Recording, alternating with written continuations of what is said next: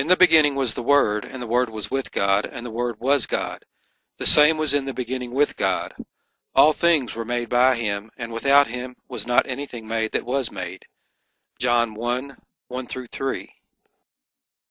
All things were made by him. To digress, if all things were made by him, that means that Satan, Lucifer, was created by Yeshua Jesus. You've heard the oft-used term, and ye shall meet thy Maker. The truth is, Satan has already been defeated by Christ at the cross. But the resurrected Son of the living God of Israel, the Messiah, will return to intervene in the affairs of man on behalf of the remnant, the chosen, the elect, and will bind Satan for 1,000 years. This second coming of Christ is a retrieval mission, with the first coming being the rescue mission, or the ransoming of the hostages. Hallelujah. But as the God's Son came first as a lamb, he shall return as a lion, the Lion of Judah. He will return to save his chosen people from a battle with the nations and complete annihilation. For if he did not return, mankind would be destroyed. And except those days should be shortened, there should no flesh be saved. But for the elect's sake, those days shall be shortened. Matthew 24:22. For then shall be great tribulation, such as was not since the beginning of the world, to this time, no, nor ever shall be. And except those days should be shortened, there should no flesh be saved. But for the elect's sake, those days shall be shortened. Then, if any man shall say unto you, Lo, here is Christ, or there, believe it not. For there shall arise false Christ and false prophets, and shall show great signs and wonders, insomuch that if it were possible, they shall deceive the very elect. Behold, I have told you before. Wherefore, if they shall say unto you, Behold, he is in the desert, go not forth. Behold, he is in the secret chambers, believe it not.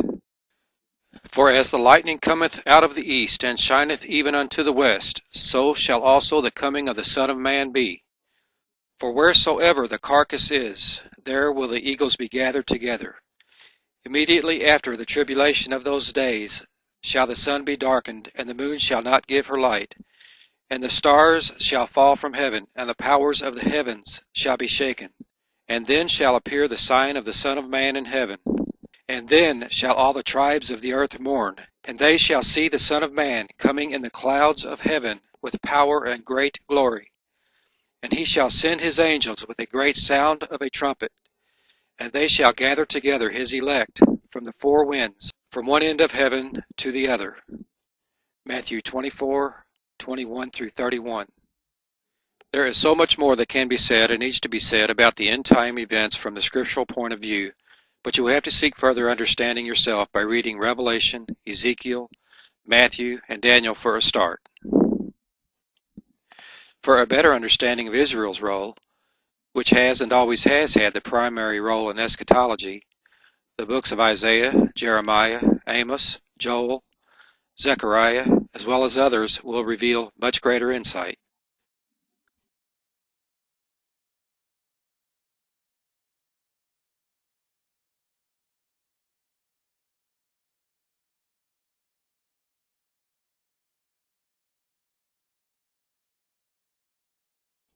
And he sat upon the Mount of Olives.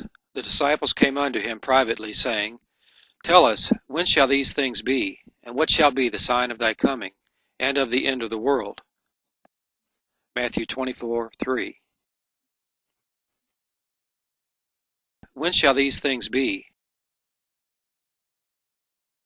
And what shall be the sign of thy coming, and of the end of the world?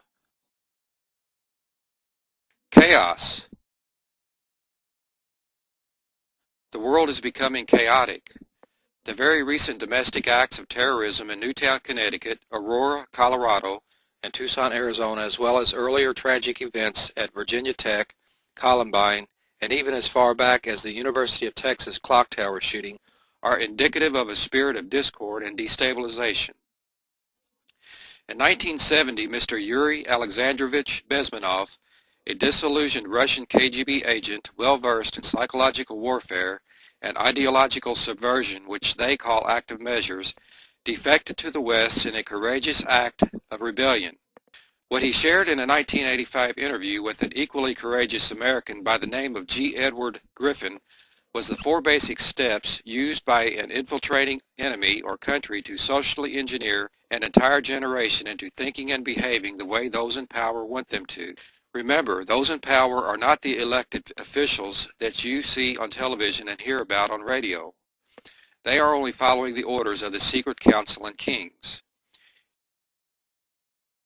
Here are the 4 methods of social engineering or brainwashing techniques. Demoralization, which is to corrupt. Destabilization, which is to sabotage. Insurgency, which is to create crisis and chaos. And then normalization afterwards, which is to re-educate or, as you have heard, to create a new normal. Here again we have the 4 methods of social engineering or brainwashing. Take just a moment to consider these further.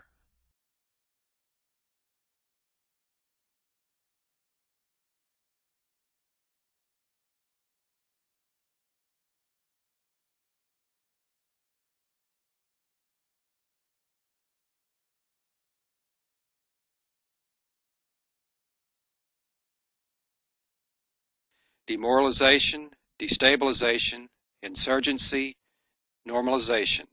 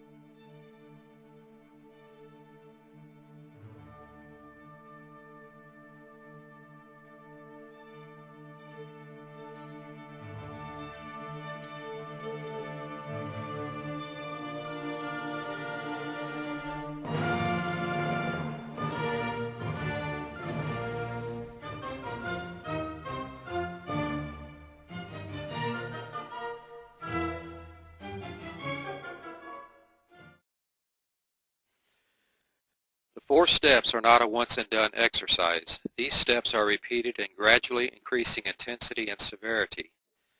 The most recent and very severe exercise was the 9/11 terrorist event. Out of this chaos, we have moved into what you are hearing be called the new normal.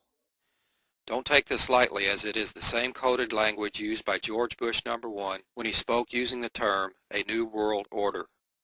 As a result of 9/11, we were duped into allowing the puppet heads to institute numerous new laws and procedures with far-reaching consequences in regard to individual rights and liberties. The Patriot Act is a perfect example of normalization, as are many of the new procedures and requirements of Homeland Security, such as airport scanners and random highway stops and checkpoints, all of which are unconstitutional and blocking our rights to travel about as citizens of this country unharassed. And very few of us realize to the extent how our privacy has been invaded by virtually every government, military, technological, industrial, and service-related organization on Earth. And knowing, even as this media is being assembled, eyes are now watching.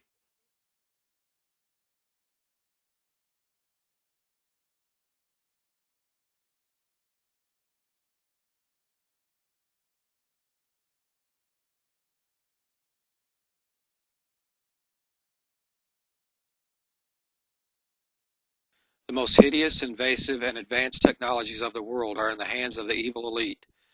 Such things as the HARP antenna array being used for mind-altering experiments and programming, as well as weather manipulation and control.